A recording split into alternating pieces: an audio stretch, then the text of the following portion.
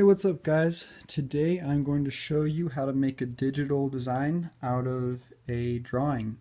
First off, I would recommend you use permanent marker. I use Sharpie, of course the best known brand of Sharpie, and I think it works the best too. You just don't want to use pencil or anything that's too light because you want the outline to be solid pretty much. So once you have that, what I did is I just messaged myself the image on the computer. So I pulled it up on Facebook like that after I just took a picture with my camera. You don't even really need a scanner or anything like that. So there's the image. Then I uploaded it onto GIMP, free program, stands for Graphic Image Manipulation Program. I actually like this program more than Photoshop and Illustrator. Those other programs just are way too much like technical stuff that I don't really need. This program works really fast for me. So the first thing we're going to do is just crop out the part that we want. So it's like right around here for me. And then we are going to scale it. Let me mention that the crop tool in GIMP is right here in your toolbar, little X-Acto knife looking thing. Then we are going to go up to Image, Scale Image. I try to make it 3000. Find the largest number, like the largest side, and make that 3000. It seems to be the biggest you can go without it really slowing it down too much. So once you have this, we're going to actually zoom out.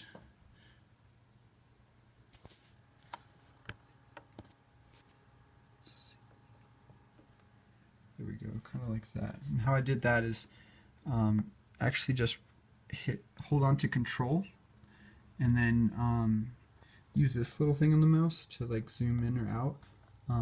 You can also do the magnifying glass to use the zooming options, and then choose whether you want to zoom in or out. So once you have that, we're going to go up to Colors, Threshold, and kind of adjust it till you find the right level. Like, you don't want any of this extra stuff coming through. You can kind of see here where it like stays flat for a while. It's gonna look the same in that range, but once you start going over here, it starts being more white. So we're going to go anywhere like around here is fine.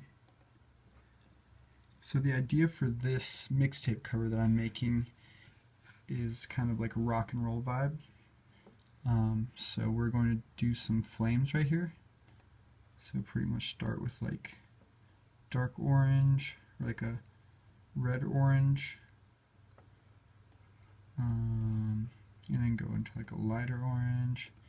And so how I'm doing this is I hit the paint bucket tool, selected my color, and then it just fills in things by blobs. So I make a lot of sealed shapes, you know what I mean? I don't really like leave a bunch of stuff open if I want it drawn in. But for example, if you do want an open shape to be drawn in, let me just show you. I'll draw something right here. You need something like this, but colored just to be on the inside of it. If you do the paint bucket tool, it's going to color everywhere that the line isn't connected to. So what we do at that point is pretty much select, go by select by color right here. I'm going to select all the black, and then go up to select, invert, and then you can choose, whatever color you want. Get the brush tool. I use this brush, just this simple circle one, and then you can just color it in like that. So that's pretty much how you do coloring on here. That's a really simple tutorial.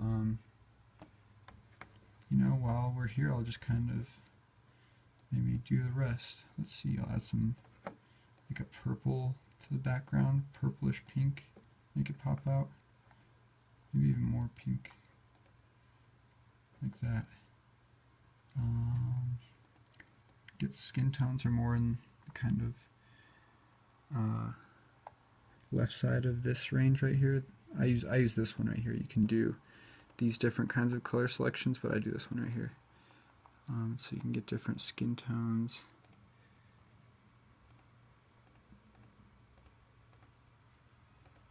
Yeah, it's pretty simple like that. I'm not sure if I'm going to keep it like this. Just kind of showing you guys how it works, you know. I might, you know, definitely change that background to something maybe like that. And then, you know, you can select the color with the Select by Color tool, and then you can just draw on one color at a time. So like if I put a blob right here, or a spot, it won't go to these colors. It's only going to stay in the yellow. So that's how I, you know, add polka dots and stuff like that to all my pictures. So hopefully that will help you guys a little bit. Pretty simple explanation on how you can just start making your own designs and stuff like that.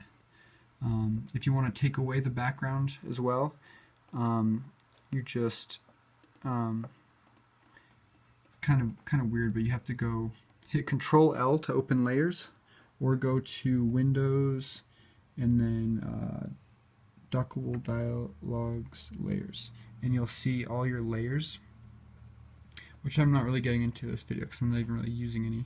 But since I selected all that yellow, once I add this to alpha channel and hit delete, it's going to give it a perfectly translucent background right there.